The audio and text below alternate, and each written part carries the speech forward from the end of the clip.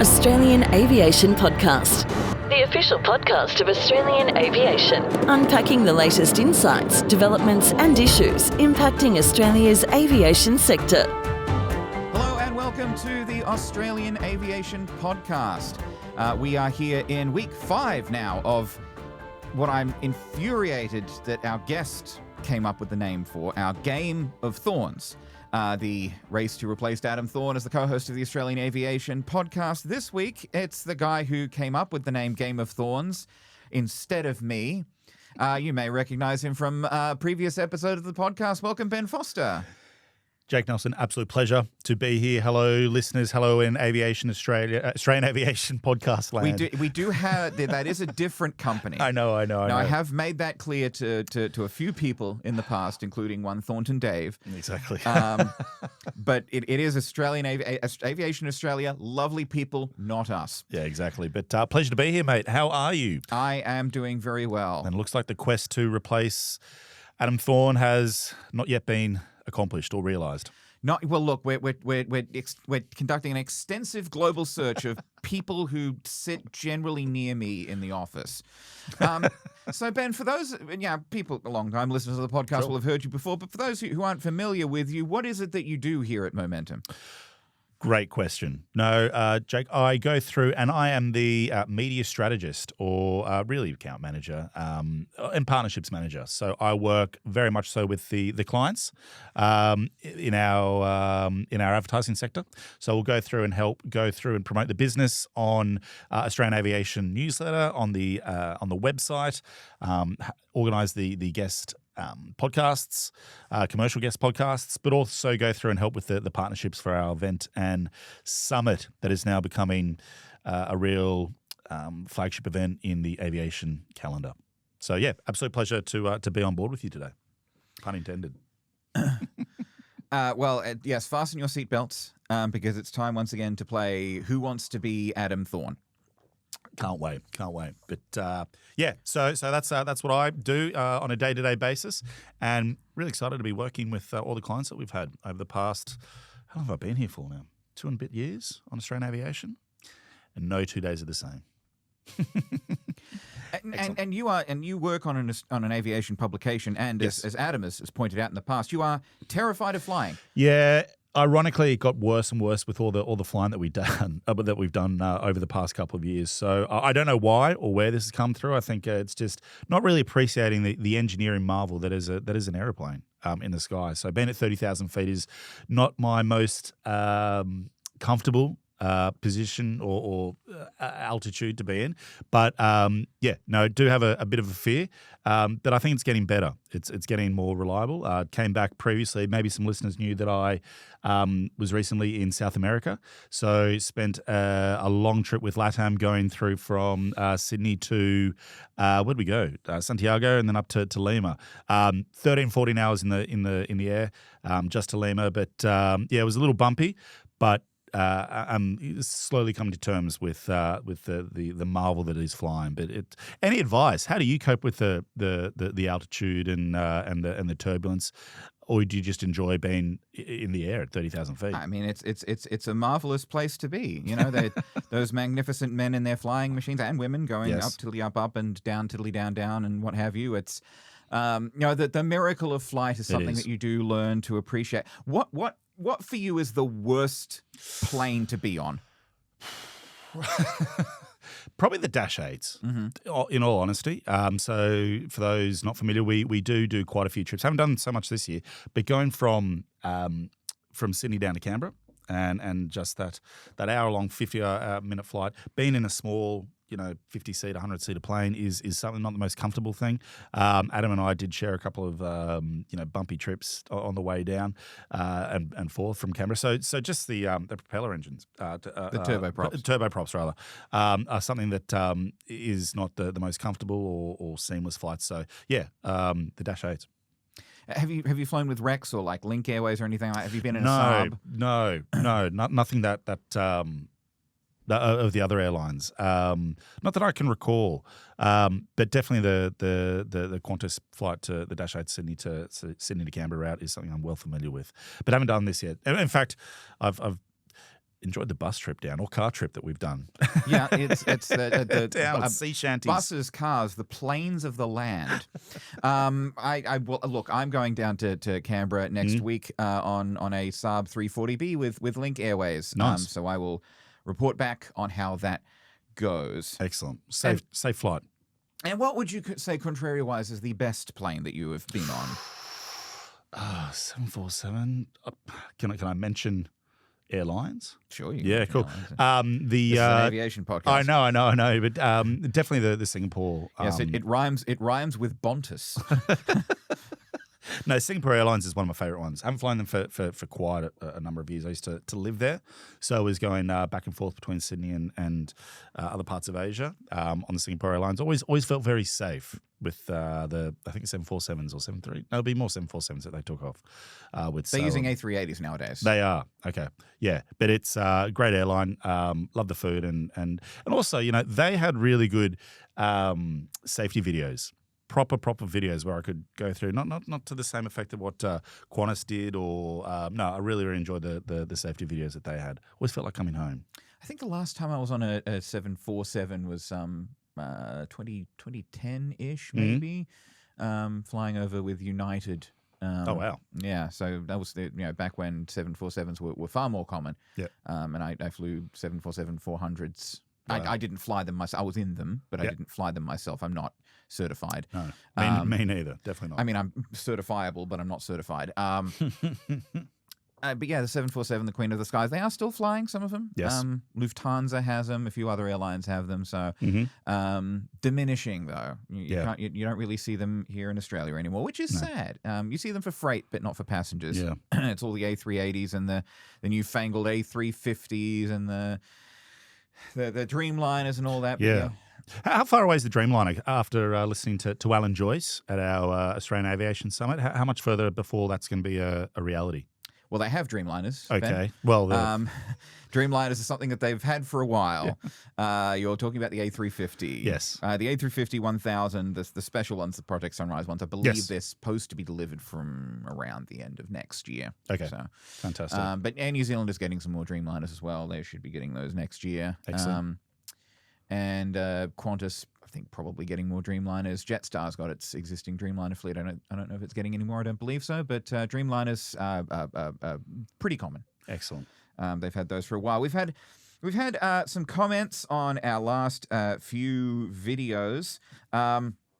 Last week we had Keith Ford, the most magnificent beard in all of Momentum Media. And we have had a comment from at Redacted9 or at Re3Dact3-9 who says, bless his glorious beard. How is he not a sunglasses/aviators model? And we've had another comment over on Instagram. Two-Wheeled Damo says, is this Paul Murray interviewing Paul Murray? And first of all, how dare you insult both me and Paul Murray? We've had some other comments as well, talking about the Qantas beard ban. At Segurum says, doesn't the Qantas cockpits have the nasal aspirators, or is that just a GA thing? I don't know. If you're a Qantas pilot and you fly a plane that may or may not have nasal aspirators, do let us know. What about that? So, what about for Movember? Can pilots, can air crew have anything in the name of charity? I don't believe so. It's a strict ban on facial, unless you work for Qantas Link at the moment, I believe. Maybe. So that's what the review's all about. Okay. The Pink Pony says it sounds like the beard ban sounds like an answer looking for a question, and given the dire state of the company, you would think they have other issues to focus on. Harsh words for Qantas there. But we've also had a lovely comment from at Daniel K1686 who says, as sad as it was to have Adam depart, you are absolutely nailing the podcast, Jay. Yes. Keep up the good work. Daniel, thank you. I do my best. Maybe there isn't a need to. You are the Adam Thorne personified. You are now. Don't insult me or Adam like that. No, he definitely. I thoroughly enjoyed the podcast you two had. So the quest could be forever ongoing. We will have to pick someone eventually. There are a few more candidates coming down the pipeline.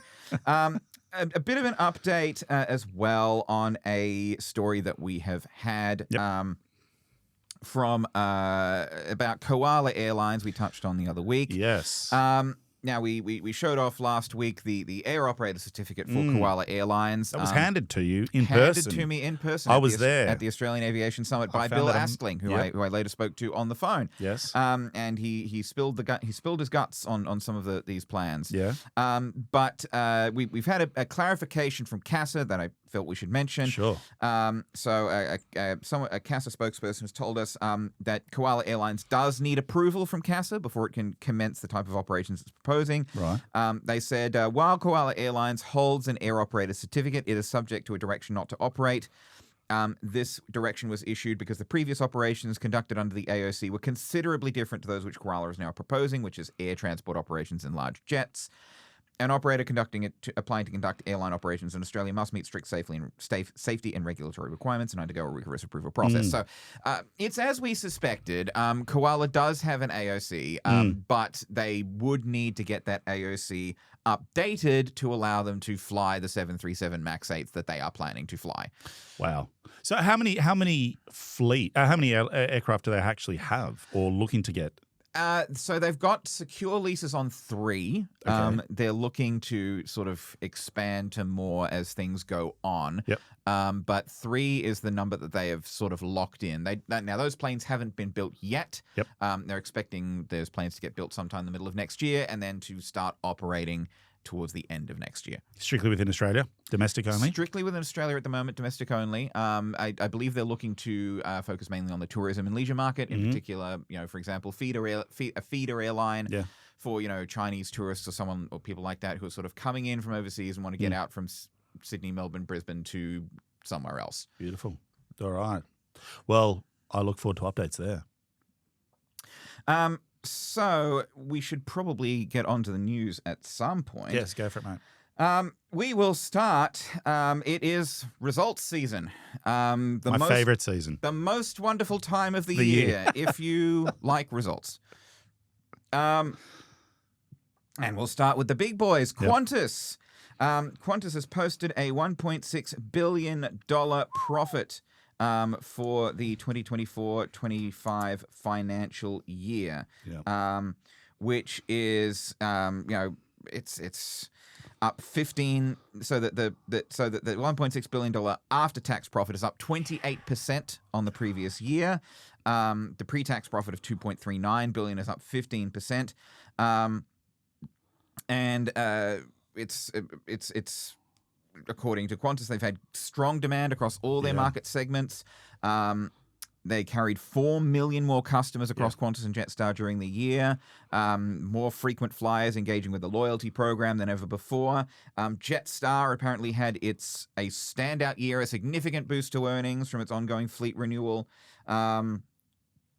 Now, there have been obviously some potholes along the way, or some turbulence, to use, I guess, the aviation term. Please no. Of course, you've had the rising costs. Costs are rising above the rate of inflation, which reduced the benefits of lower fuel prices. They've had engineering and supply chain costs, airport and government charges, same job, same pay legislation. They're having to pay their workers more, which, the workers would say, good. And, of course, this massive $90 million fine that they have been handed. Now, this was handed down after the end of the financial year, but they've been handed this massive fine, and they've been paying out compensation payments to those workers that they illegally laid off during the pandemic. It's probably worthwhile just digging into that a little bit deeper. Like, to go through, so $1.6 billion profit. Yes, after tax. After tax. So $90 million fine. Yeah. What's that say to corporate Australia? Is it worth? Is it punishment enough? Yeah, well, that's sort of been a matter for debate, because the maximum fine that can be imposed for this kind of thing is like $120 million. Okay. Like that's the most you can fine a company for this, sure. or that. The most that they at least could have fined Qantas. Now, this is still, the biggest fine ever handed down in Australian history for these kind of industrial relations breaches, Fair Work Act breaches. So the goal of imposing such a large fine was to act as a deterrent, to make sure that this will never happen again at Qantas or anyone else. I guess time will tell. Qantas has certainly been making a lot of noise about being very, very sorry. Yeah. Yes. Yes, they have. There has been, speculation, including from the judge, that they were mainly sorry they got caught. Yep. But it is according to the law, you can only fine a company so much for this sort of thing, and the question is, the fault is not with the judge who imposed the penalty that he could impose, or the penalty that he felt was reasonable under the circumstances. If the fine was too small, then the problem was with the law. Right. Okay. Excellent. Well, let's hope that there's never something like that again. 90 million for a $1.6 billion profit. Well, congratulations, Qantas. Well done. How did Virgin fare? Well, we'll get to Virgin in a moment, because alongside its results, Qantas has also put in a big fleet order. Right. They have ordered an extra 20 new A321 XLRs from Airbus, which will bring the total order book for the A321 XLR at Qantas to 48. So included in this will be 16 aircraft that will have the lie-flat business seats and the seat-back entertainment systems, because most of the new A321s that they're ordering is not going to have seat-back entertainment. It's going to have a device holder and free Wi-Fi. The idea is you will bring your phone or your tablet or something like that, and you will stick that in the back, and you will watch stuff on your own device. And you will have access to the Qantas, entertainment system. Yep. And you will have, with the Wi-Fi, hopefully you'll be able to stream, Netflix and YouTube and stuff. Yeah. I hopefully I think the Wi-Fi is supposed to be improving soon. But that's the idea. Sure. Entertainment systems in the backs of seats are heavy. Yes. Like, this is one reason why planes are taking them out, why airlines are taking them out, because you've got the screens, you've got all the electronics that go with them, you've got everything. Sometimes they don't work. They break. Sometimes they don't work. The old school remote. Exactly. It's not ideal. And in the Jetstar 787s, they're actually ripping them out when they refurbish them and you're replacing them again with the device holders and things. What's the weight of a standard entertainment unit? Don't know. I couldn't tell you off the top of my head. If someone knows, tell me. There we go. Straight in, just random facts. But it's pretty heavy, and so that to carry all this stuff around, if you take it out, it saves on fuel for one thing, so you can help lower fuel costs. But these A321 XLRs will have those seatback entertainment systems, and they will have lie-flat business class seats. Beautiful. And this is because they will be earmarked especially for short and medium haul international services and transcontinental flights to Perth. Okay. So, flights that are, 5 hours. 6 hours, something like that. Whereas, most of the A321 XLRs will be, doing Golden Triangle or, shorter routes between capitals. So according to Vanessa Hudson, these A321 XLRs will serve the corporate market, traveling between Perth and the East Coast, and also expand flying on existing routes into Southeast Asia and open up new possibilities like Perth to India. Oh, wow. Adelaide to Singapore, for example. Okay. And this is a use case that a lot of airlines are finding the for the A321 XLR. We've discussed this before, with other guest Adams, I believe. But the A321 XLR has the range, that airlines like, I think, JetBlue, for example, are using them on transatlantic routes where previously you would have had to use a Dreamliner or an A330 or something like that. Sure. And what it's good for is doing these skinnier international routes where you want to be able to fly people from Perth to India, Adelaide to Singapore, because there's a market there, but there's not enough of a market to be putting on wide bodies. And so that's where you would use the narrow body. And so the A321 XLR has the range to do that, where previous sort of aircraft have not. So Vanessa Hudson says that these onboard amenities on the new configuration A321 XLRs will, quote, provide a consistent premium experience for our customers who fly domestically with Qantas and connect onto our long-haul services. She says all of the next-generation aircraft joining our fleet will benefit from longer range, more comfort, less noise, better economics, and will improve how people travel around Australia and overseas. So the first 2 XLRs have already touched down in Australia. They are initially going to be serving Sydney to Melbourne and Sydney to Perth, and there'll be progressive rollouts on other routes. They're expecting 7 of the XLRs by the end of the financial year, and these are, of course, looking to phase out some of those older 737-800s, while the newer 737-800s will get cabin refits to bring them in line with the experience that you would get on the XLR. How many seats are the XLR taking? How many passengers? So these new configuration aircraft will. I don't have the. Sorry to put you on the spot. I don't have the numbers on here. The standard configuration has got 197 seats, which is 20 in business and 177 in economy. Let me just look up XLR. New, because the Perth to India route would be very lucrative and busy, massively busy. It would. And it would even if it's not, then it would be a good test case. Absolutely, yeah. So like if you put on the A321 on that route, then you can see how much demand there is, and if there is more demand, then you start putting on the wide bodies. Yeah.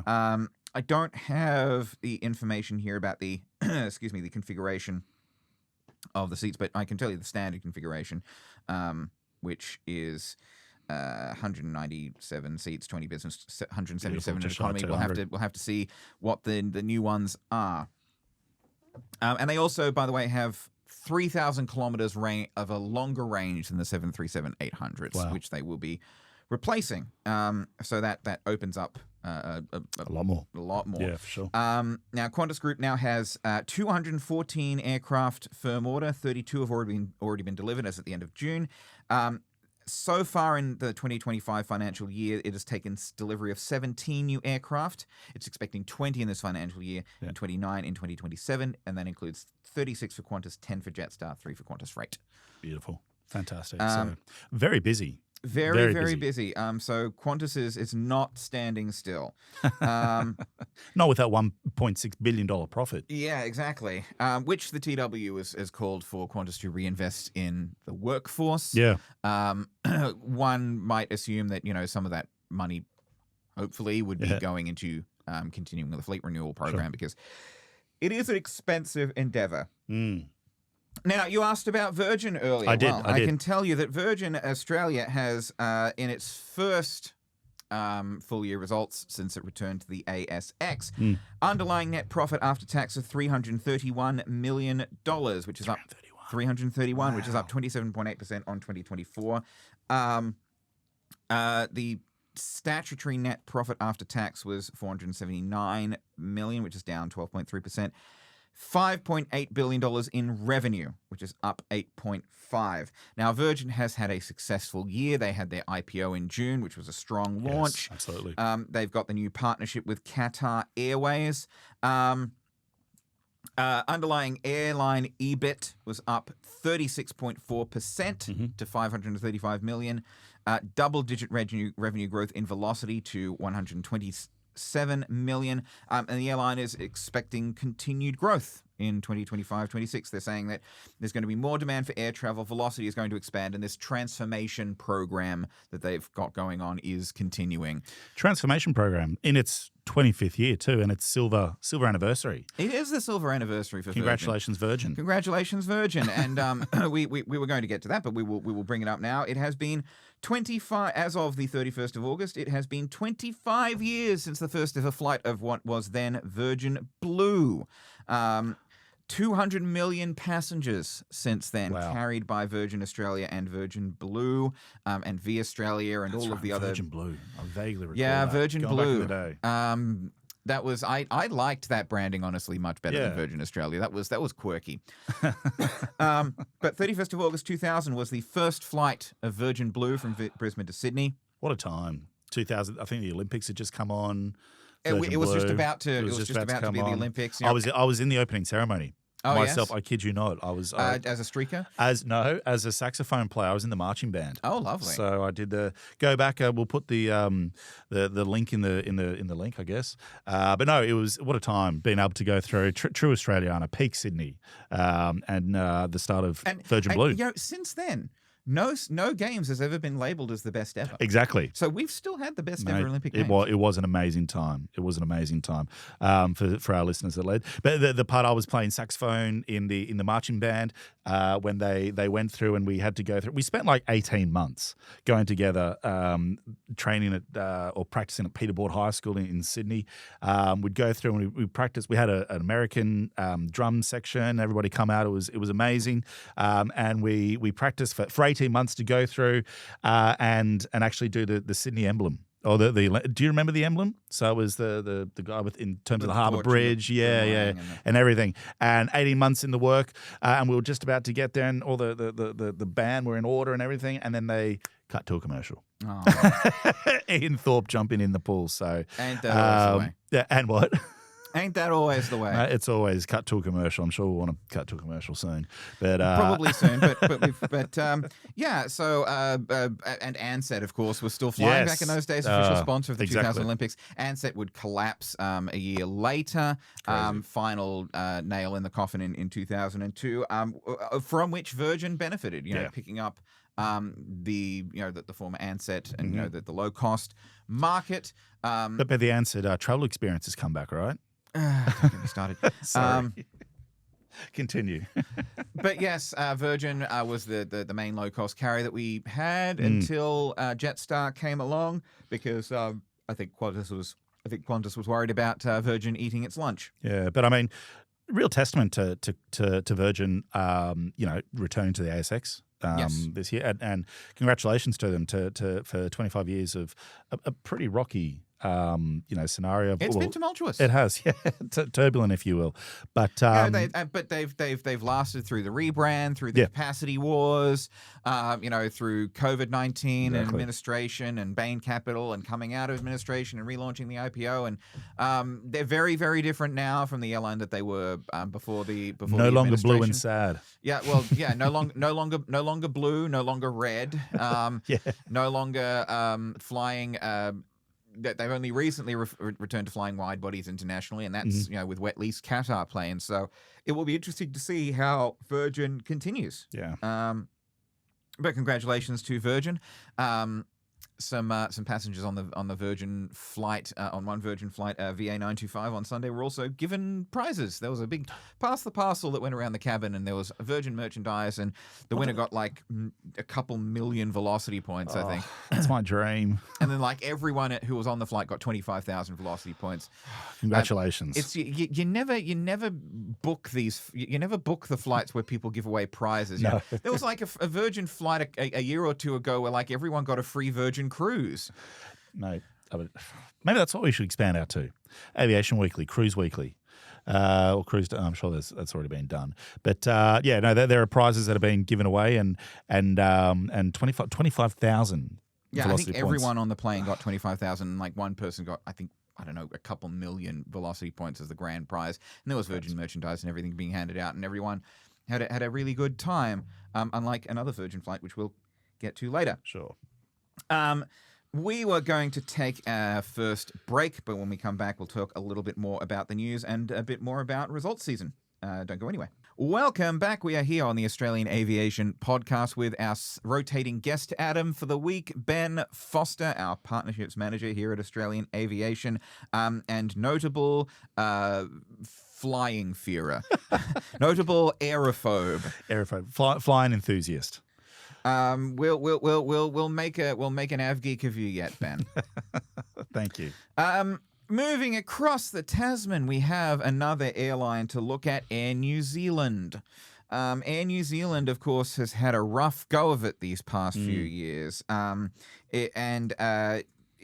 Its profit was down this year on the previous year, so $126 million New Zealand was the net profit after tax, which was around $113 million Australian. And Air New Zealand has been battling supply chain issues. This is the main problem, the main headwind that Air New Zealand has been dealing with, because I think up to 11 of their planes at any given time have been out of commission because of the because of the engine options that they picked on the A321neos and the 787 Dreamliners that have both turned out to be balked, I believe is the technical term, in different ways, and so they've all been out for maintenance. So Greg Foran, the outgoing CEO, said that the airline had, quote, remained focused on what it could control, making purposeful decisions to support customers and maintain schedule reliability.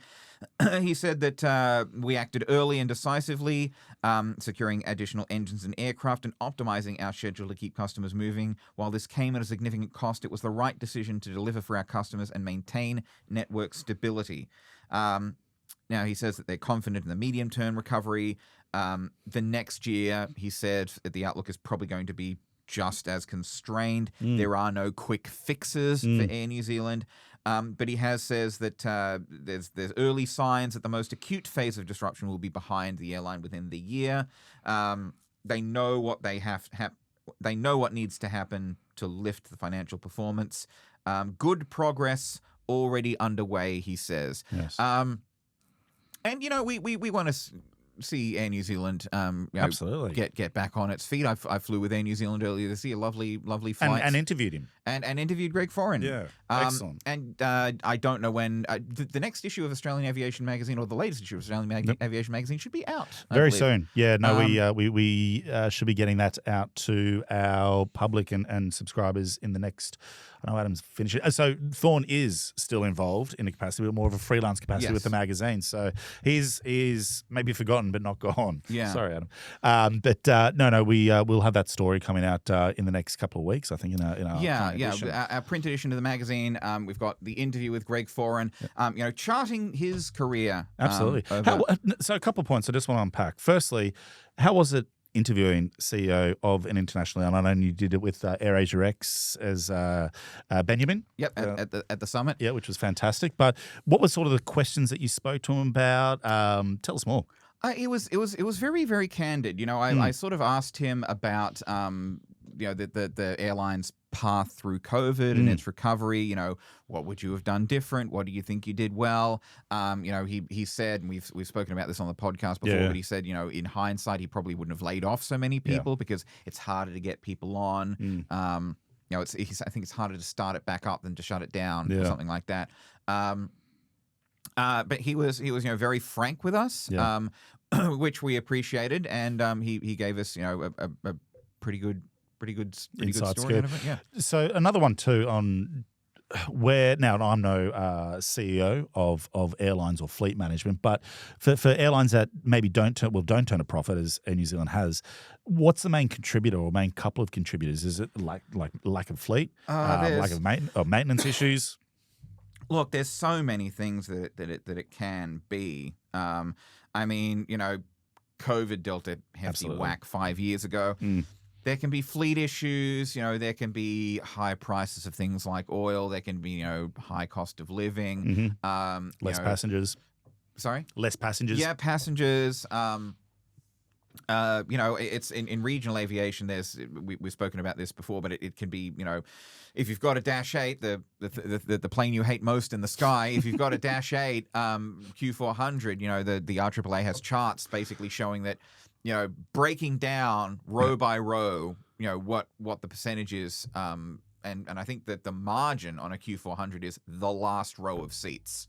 Wow. Yeah, on any given flight. So it's many things to take into consideration. Yeah, absolutely. But it is a pretty jam-packed issue that we have got coming out.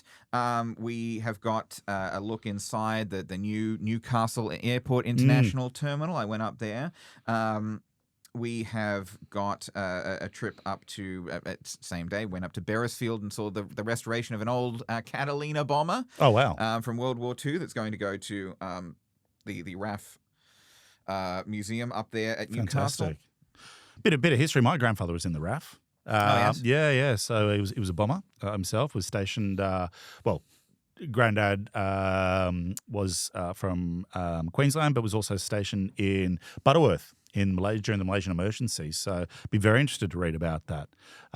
Great addition too. So also probably a good Father's Day gift if any of our listeners out there would like to go through and extend their. This is definitely something on the website. So what better way to say I love you, Dad? Then or to your son, whatever. Then renewing your subscriction.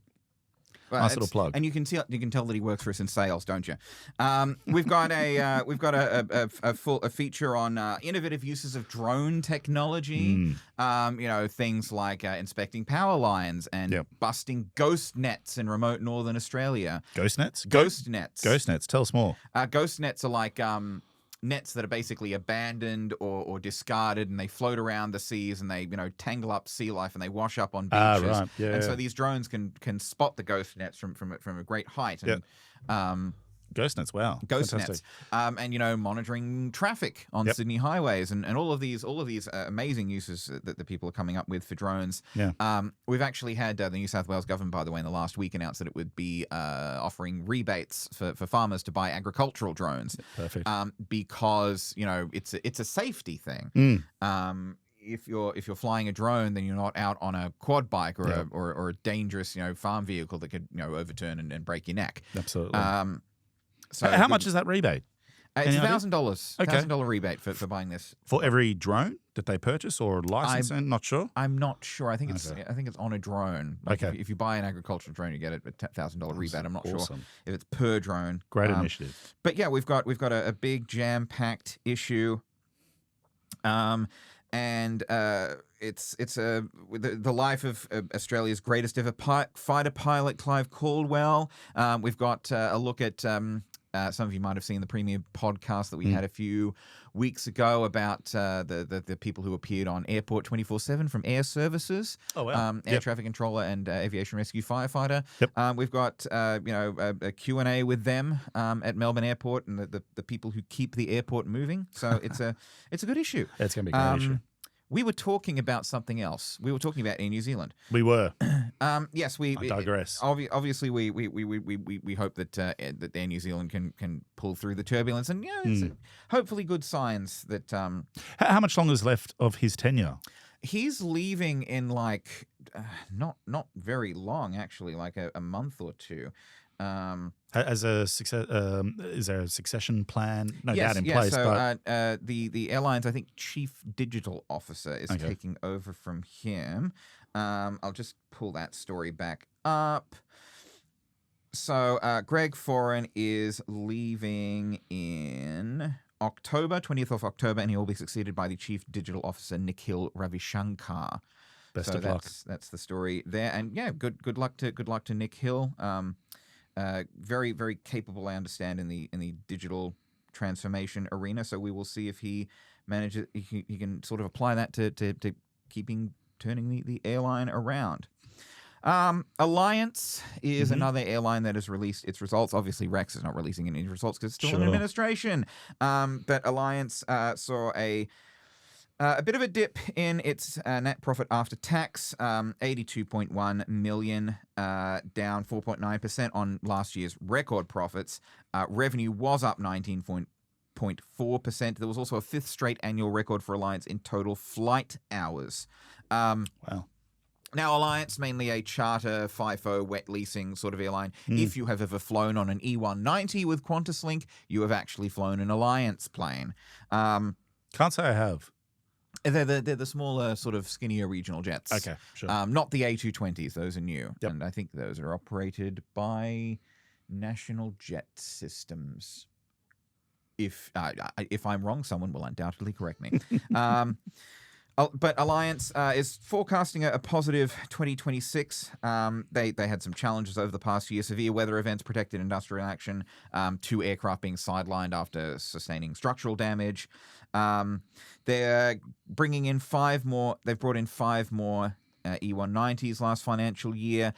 They've also deployed the last of the 30 E190s that are going on Qantas's wet lease contract. So wet leasing revenue was up 13.8% over last year. Alliance does not lease its planes; it owns its entire fleet. which its joint managing director Stuart Tully says will gives it a unique competitive advantage. It can trade surplus aircraft and components to generate revenue. It can support efficient flight and maintenance operations. And the airline is expecting growth in contract activity driven by increased demand from existing clients and new business opportunities, particularly within Western Australia and Queensland. The 2026 financial year will be the first full year of Qantas wet lease operations as Qantas now exercise those final 4 wet lease options. FIFO has tended to be pretty solid. Yeah. NJE, which is the other big or one of the other big FIFO providers, formerly part of Rex, has taken up or is looking to take up options on 2 more Q400s. They've signed a statement of intent, and they'll be bringing those in this year. So it goes from signing a statement of intent through to actually delivery. How long can that take? I'm not sure on average, but they are looking to have them operating this year. Oh, wow. Okay. They're getting those Q400s in this year. Beautiful. Quickly. Yes, and you want your planes in quickly, because otherwise you don't have the planes, and that is the kind of insight that you only get here on the Australian Aviation Podcast. Demand. We're going for one more quick break. When we come back, we'll have more of the week's news. All right, welcome back. You're still listening to the Australian Aviation Podcast. If you have switched over from another podcast, go back to the beginning because you've missed a lot. Talking of airlines that have been in financial trouble, Bonza. We have seen some developments last month about 777 Partners, the former parent company and financier of Bonza, who it is contended by some of the people who were connected to Bonza and some the administrators. It is contended that 777 Partners did not do everything that it could to support Bonza, shall we say. But 777 Partners has gotten in trouble over in the US. It has been placed in limited receivership by a Delaware court over approximately $600,000 in legal bills that it was ordered to pay to a former chief financial officer. Now, apparently, 777 Partners had withheld this ordered reimbursement for around 14 months while paying $6.1 million to other law firms.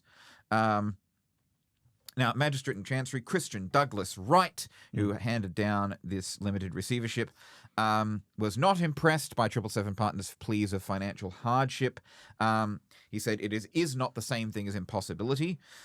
He said the only defense 777 Partners offers is financial hardship, but financial hardship is no defense here. Even if there were a general financial hardship and exemption, 777 Partners have not actually presented evidence of such hardship. 777 Partners has established quite convincingly that over the past 14 months it has been able to find funds to pay legal fees while also paying presumably other expenses like salaries, rent, utilities, and insurance premiums. It just wants to put Al Fowler, that is the name of the CFO, and the court's unambiguous orders at or near the back of the line. So a limited receiver has been appointed basically to ensure that this guy gets paid, that all outstanding interest, fees on fees, and advancement obligations are covered, and there is a $500 per day fine until this is all sorted out. $500 per day, US. Okay. All right. So 777 Partners is not a popular name. Not at all. Here in Australia. Definitely not a popular name at all. You Yeah. know, it had quite a presence in the European football leagues as well. Yes. Aside from being a bad flyer, I'm also an avid football fan. And really, what a terrible partner to have. And Bonza, really no way back. 777 terrible partners. Yeah, exactly. 776 plus Bonza. So, very, very sad to hear. There's no way back whatsoever for them at all, is there? Oh, 777 Partners? Yeah. No, Bonza. Oh, no, Bonza's dead, Bonza's buried, gone. and cremated, as our former Prime Minister might say. No, he's gone. Sorry, well, he's gone. He's no longer in office, but Bonza's gone. Bonza's gone which is a shame because we liked Bonza. They were always very good to us, very, very candid, and we thought that they were doing a good thing. But unfortunately, they picked the wrong financial backers. Yeah. Speaking of things that are dead, buried, and cremated, have you been to the Gold Coast? I have, not for some time. In fact, the last time I was up there was for Rototech. So one of the So how long ago, roughly? that was May 2025. So about 15 months ago or so. Well, this is 2025. Sorry, 2024. Gosh. Sorry, I can count the years. It's just one day after. No 2 days are the same. We don't. I'd say we don't pay him to count, but he is in sales. May 2024. I was there. So while you were up there, did you have a go on the light rail, the G-Link light rail? No. Well, I saw this story today. Really upset that's the part from the city to the airports. The fourth part, I think it is. Stage 4. Yeah, stage 4 is not going to be. It's not going to go ahead. Not going to go ahead. The Queensland government has given it the chop. Apparently, a lot of people were speaking out against it, particularly vociferous opposition in Palm Beach, Sure, where the light rail line was going to go through, and so the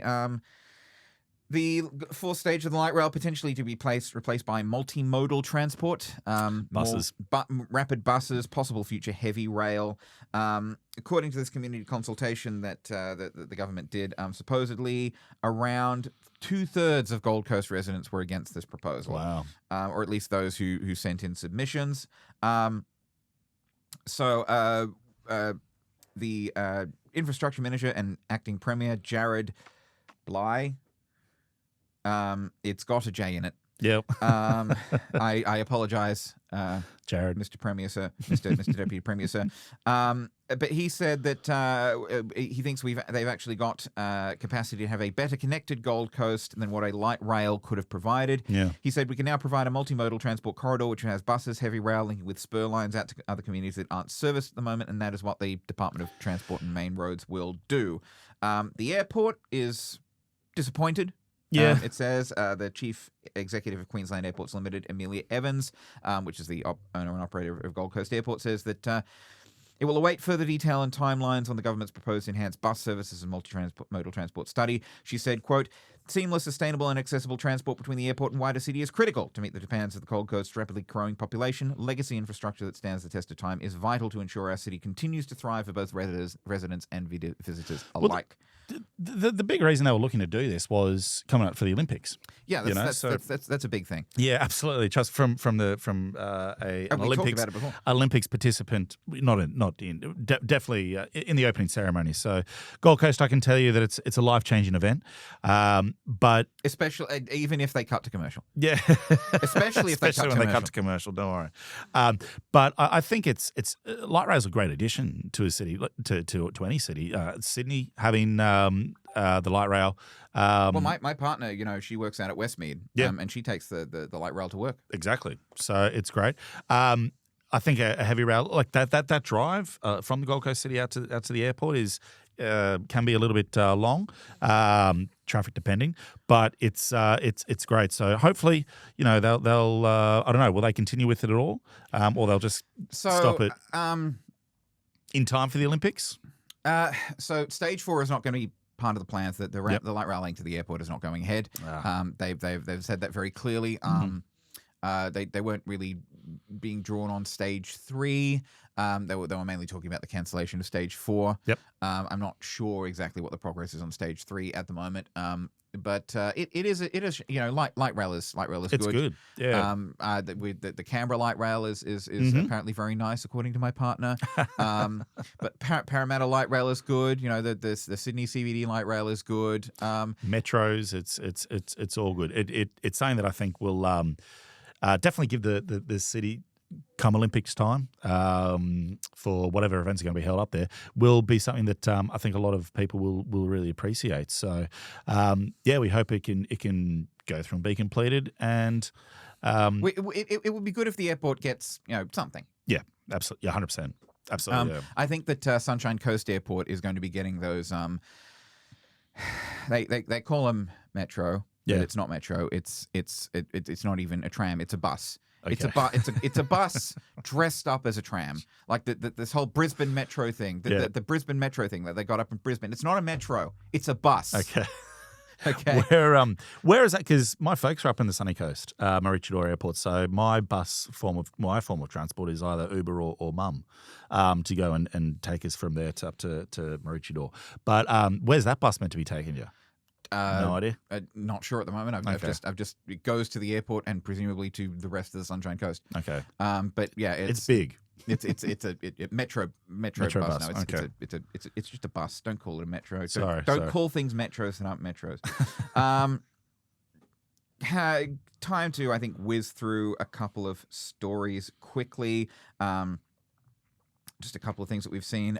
Speaking of Qantas fines, and New Zealand, $2 million Jetstar has been fined over in New Zealand for misleading customers. That was this is again a record fine for those kinds of breaches over in New Zealand. So it's around $2 million Australian, 2.25 million.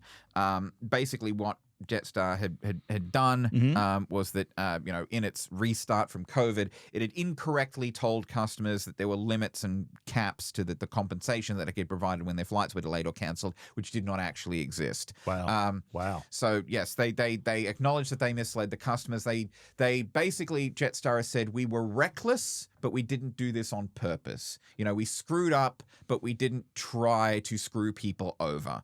They got caught. They got caught. So they had faced a potential fine of around 2.5 million New Zealand dollars. They got fined 2.25 million, which was close to the maximum penalty. There was a discount to the fine because Jetstar had pleaded guilty early, and 10%, another 10% discount for having no previous offences in New Zealand. And then the fine was uplifted again because of its... So first-time offender? Yeah, first-time offender in New Zealand, all right, at least. Got off. That's good. But, more headaches that Qantas Group doesn't need. This time over the other side of the Tasman. We had an update on Renaissance Partners, the consortium that wants to buy Rex and fold it into the new TAA that they are looking to start up. They have basically put an offer on the table for the government. The government has received a binding offer, and Renaissance Partners is saying, listen, take it or leave it. Okay. We want Rex. We don't need Rex to do what we want to do. If you want to buy Rex, let us know. You have our offer. Take it or leave it. Is essentially what Renaissance Partners is saying.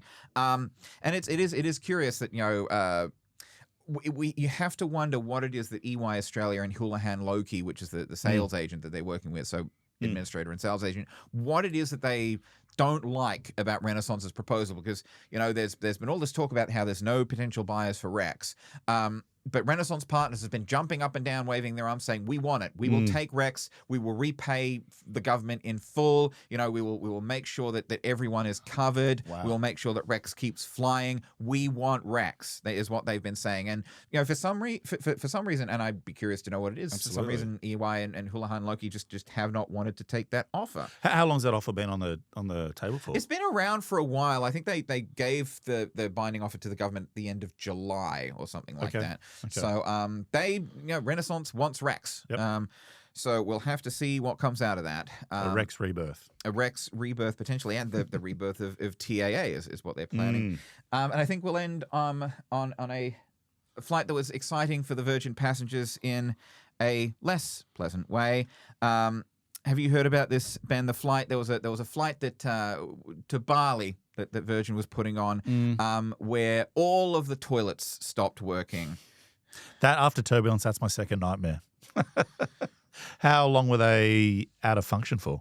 So I'm just getting up the story now. So there was one toilet was out of service when it took off. Okay. And then during the last hour and 40 minutes of the flight, the other two toilets also broke.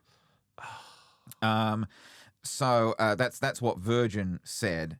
And people were having to relieve themselves in bottles apparently, or on top of whatever is already in the toilet. Yeah, the plane just smelled horrible. The Virgin didn't respond to those specific claims. So this was a flight from Bali to Brisbane. They did say that they sincerely apologized. From Bali to Brisbane. How far into the voyage to the lavatories break? You said one. Apparently, it was during the last hour and 40 minutes of the flight that those two lavatories were. Oh gosh. Well, Look, Virgin is crediting guests for that flight, and they are proactively reaching out to them to provide. Surely they got some points as well. Yeah, you'd have to hope so, wouldn't you? And the crew were thanked by Virgin for managing what undoubtedly was a challenging situation on board. So that's probably a situation that you don't want to end up in either, Ben. No, that's definitely. Well, at least there hopefully wasn't too much turbulence in that trip as well. But hats off to the not all heroes wear capes. Yeah, I'll leave it at some that. Some of them wear flight attendant uniforms. A lot of them wear flight attendant uniforms. And flight attendants are fantastic, and hopefully gloves too. We love flight attendants. We do. We love our cabin crew. They are a vital part of every flight. They are there for your safety. So listen to their instructions and don't vape in the toilet. If it's working. If it's working. I mean, if the toilet's not working, then I guess don't vape anyway. You can't make it any worse. But no, don't vape in the toilet, whether it's working or not. Can't really leave it there. Look, congratulations as well to Melbourne Airport for this disability access hubs, which they are making permanent. These are the Melbourne Airport Assist Service, which is run in conjunction with Travellers Aid, a not-for-profit, and it will be providing buggies and powered wheelchairs to help travellers with disabilities get around 7 days a week between 6 a.m. and 10 p.m. starting this month. It's something that they trialed last year, and now that trial has been successful, they're rolling it out, which is great. We love accessibility here, and there's been a lot of talk about in the media recently about accessibility in aviation, and I think people with disabilities need to fly too. People with accessibility issues also need to fly, and anything that the sector can do to make it easy for them is well open. Could we probably close on my favourite story for the day? Okay, what was your favourite story, then? Well, not my favourite, but one of the great ones is Qantas is now going to double its Perth to Rome capacity. It is, yes. Yes, so that's exciting. This is like the second time or like the third time that we've said this is the last story. But okay, sorry. But it's. I'm probably not coming back on for a while. But. Adam would be furious. Exactly. But yes, Qantas is doubling its capacity from Perth to Rome next year. Perth to Rome has been a big success story for Qantas. So much so that they are adding 8 weeks to the seasonal service. So the flights will now run from 3rd of May to the 23rd of October next year. And during peak season, it will be 4 flights per week instead of 3. So 44 extra services in total, almost 10,000 seats. Exciting. Bellissimo. Are you looking to head over to Rome with Qantas? Well, if they're listening, yes. If they're not, then they're probably not. But no, it'd just be great. I mean, I haven't done a European trip for some time. Well, Adam Thorne is heading over to London. I think he could be in transit at the moment as we speak. Once he gets to London, to Heathrow, he'll no doubt be downloading this. But... yeah, no, it's just great to see how much more travel's coming through and the options to Europe for their summer and spring. Turkish Airlines is no doubt something that's fantastic to go to that end of Europe and then going this way for Perth to Rome direct. Yeah, straight to, which is how long's that going to be? That'll be a while. Yeah, it's definitely some time. Probably not dissimilar to Perth to Paris. Yeah, exactly. So it's just exciting to see that now this is such a reality. Getting from one side, from the East Coast to the West is a trip in itself, but then getting to further up to Europe is just really exciting. So congratulations, Qantas. Congratulations, Qantas. And congratulations, Virgin, on your 25th anniversary. Yes. Congratulations, Air New Zealand, on weathering the storm. Congratulations, Alliance, on the wet leasing revenue. Subtract a little congratulations from Virgin for busted toilets. Yep. But look, we can't have everything. I think that's about all the time that we have for the Australian Aviation Podcast today. Thank you to our partnerships manager, Ben Foster, this week's rotating guest, Adam. As I said, I will be off next week, but listen out for our podcast with Captain Michelle Huntington talking about her book, Lady MacGyver. It'll be absolutely fantastic. In the meantime, as I said, that's all the time we have. So from me and Ben, goodbye. See ya.